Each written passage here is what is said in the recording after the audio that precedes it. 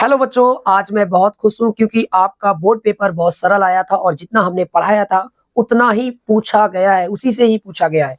ठीक है, 2024 का सामाजिक विज्ञान का सेट संख्या 825 IX है। ठीक है, चलिए शुरू करते हैं सोल्यूशन। पहला क्वेश्चन आपका पूछा गया था कि निम्नलिखित में से कौन सा आंदोलन गांधी जी ने नहीं चलाया था। तो इसका आंसर है खिलाफत आंदोलन नहीं चलाया था। खिलाफत आंदोलन आंदोलन अली बंधुओं ने चलाया था। ठीक है, सेकंड क्वेश्चन की तरफ बढ़ते हैं। सेकंड क्वेश्चन आपको स्क्रीन में दिख रहा होगा कि 1789 में फ्रांस में राष्ट्रवाद की प्रथम अभिव्यक्ति का क्या परिणाम हुआ। तो बेटा नेपोलियन का उदय भी हुआ था और जर्मनी का एकीकरण भी हुआ था। ठीक है, अब देखते हैं कि कौन सा आंसर इसका सही माना जाता है।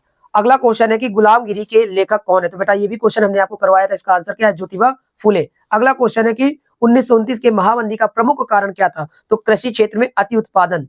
ठीक है, इसका ये कारण था। अगला क्वेश्चन है कि 1944 में अंतरराष्ट्रीय मुद्रा कोष यानी IMF की स्थापना कहाँ की गई थी। तो आपको पता है USA में की गई थी। ठीक है, अगला क्वेश्चन है कि श्रीलंका में निम्नलिखित में से कौन सा समूह अल्पसंख्यक है। बेटा यहाँ पे ध्यान दीजिएगा, यहाँ अल्पसंख्यक बोल रहा है, क्या बोल रहा है, अल्पसंख्यक। तो बेटा अल्पसंख्यक जो थे वहां पे ईसाई थे, जबकि सिंगली वहां पे बहुसंख्यक में थे। ठीक है, अगला क्वेश्चन बेटा है कि भारत में संघीय व्यवस्था है क्योंकि यहाँ शक्तियों का क्या है, विकेंद्रीकरण है। यहाँ पे शक्तियों का क्या है, विकेंद्रीकरण। ऑप्शन नंबर ए इसका सही हो जाएगा। अगला क्वेश्चन है कि निम्नलिखित में कौन सा संघीय राज्य नहीं है। तो दिल्ली। बेटा मणिपुर, हिमाचल प्रदेश और त्रिपुरा ये राज्य है, और जो दिल्ली है ये UT है। ठीक है, याद रखिएगा। अगला क्वेश्चन 9वां नंबर है कि निम्नलिखित में से किस व्यवस्था के लिए राजनीतिक दल आवश्यक शर्त है। ठीक है, एक मिनट रुकिए। निम्नलिखित में से किस व्यवस्था के लिए राजनीतिक दल आवश्यक शर्त है। तो बेटा इसका आंसर हो जाएगा लोकतंत्र। ठीक है, अगला क्वेश्चन है कि निम्नलिखित में से किसका संबंध लोकतंत्र से नहीं है। तो इसका आंसर है बहुसंख्यकों का शासन। देखो राजनीतिक दल भी होते हैं, जनमत भी होता है, उत्तरदायी शासन होता है। तो ऑप्शन डी इसका सही हो जाएगा। अगला क्वेश्चन है कि निम्नलिखित में से कौन सा खनिज धात्विक है। धात्विक का मतलब जिसमें मेटल पाई जाए। तो इसका आंसर क्या होगा, लौह अयस्क। अगले क्वेश्चन की तरफ बढ़ते हैं कि कपास की खेती के लिए निम्नलिखित में से कौन सी मिट्टी उपयुक्त होगी। तो हमने आपको बताया कपास काली मृदा। ठीक है, और ये क्वेश्चन हम सब आपको करवा चुके हैं। अगला क्वेश्चन है कि निम्नलिखित में कौन सा उद्योग में कच्चे माल के रूप में बॉक्साइट का प्रयोग किया जाता है। तो आपको पता है कि बॉक्साइट एल्यूमिनियम का ये क्या है, अयस्क है, और है।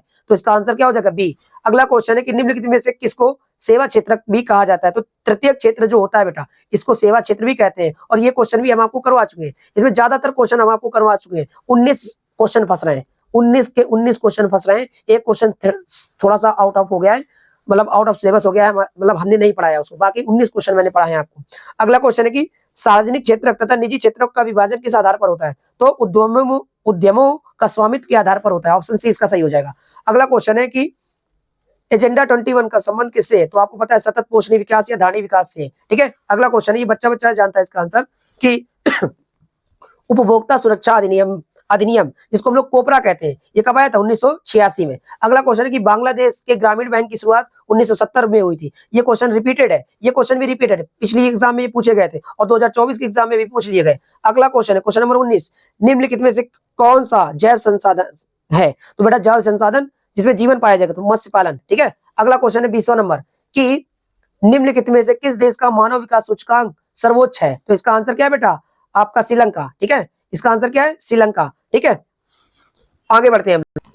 हम आपको 20 MCQ करवा चुके हैं। अब आपको यहाँ से लॉन्ग क्वेश्चन करने हैं, मतलब 80 शब्दों में जिनको लिखना होता है, शॉर्ट क्वेश्चन वो करने हैं आपको। ठीक है, ये क्वेश्चन भी हमने पढ़ा रखा है, ये भी पढ़ा रखा है, मतलब इसमें जितने भी क्वेश्चन आए इन सबको हमने आपको क्या कर रखा है, पढ़ा रखा है। ठीक है बेटा, आप इसका स्क्रीनशॉट ले लीजिए और मुझे उम्मीद है कि आपने इनको बेहतर तरीके से किया होगा। ठीक है, लॉन्ग क्वेश्चन भी हमने आपको पढ़ा रखा है और जो हमने PDF आपको दी थी, ये सारे क्वेश्चन उसी से पूछे गए हैं। ठीक बेटा, चलिए अब हम लोग आगे बढ़ते हैं।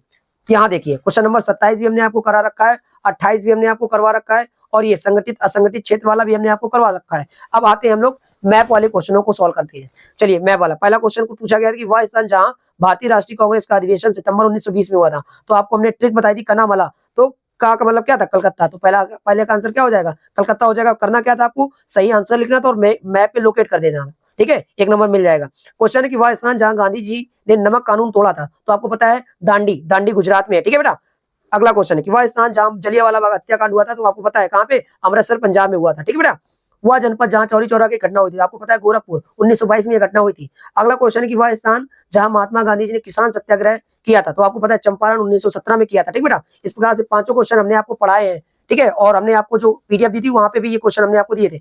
इस अगला क्वेश्चन है कि इस स्थान की राजधानी चिन्ह सहित, तो किसी स्थान की किसी की कोई भी राज्य लिख दीजिए। उत्तर प्रदेश लिखा होगा ज्यादा बढ़िया, लखनऊ लिख दीजिए ज्यादा बढ़िया। ठीक बेटा, अगला क्वेश्चन है कि भारत दक्षिण भारत की एक नदी, तो हमने आपको गोदावरी बताई थी, गोदावरी को बना दीजिएगा आप। ठीक है, अगला क्वेश्चन है कि भारत के पूर्वी तट की एक समुद्री पत्तन, पूर्वी तट का पूछ रहे हैं, पश्चिमी तट और पूर्वी तट बताया था हमने, तो आपको कलकत्ता लिख दीजिए। ठीक है, या विशाखापट्टनम लिख दीजिए। ठीक है, आगे बढ़ते हैं हम लोग कि भारत का एक चाय उत्पादक क्षेत्र, ठीक है, तो हमने आपको बताया था असम, असम कर दीजिए। ठीक है, अगला क्वेश्चन है कि भारत का कोई एक परमाणु ऊर्जा केंद्र, तो हमने आपको क्या बताया था, हमने आपको बताया था नरौरा बताया था, काकरापारा बताया था। ठीक है, कुडानकुलम बताया था। ठीक है, कोई भी आप कर सकते हैं। ठीक, इस प्रकार से मैप वाले क्वेश्चन भी हमारे द्वारा पढ़ाए हुए आए हैं।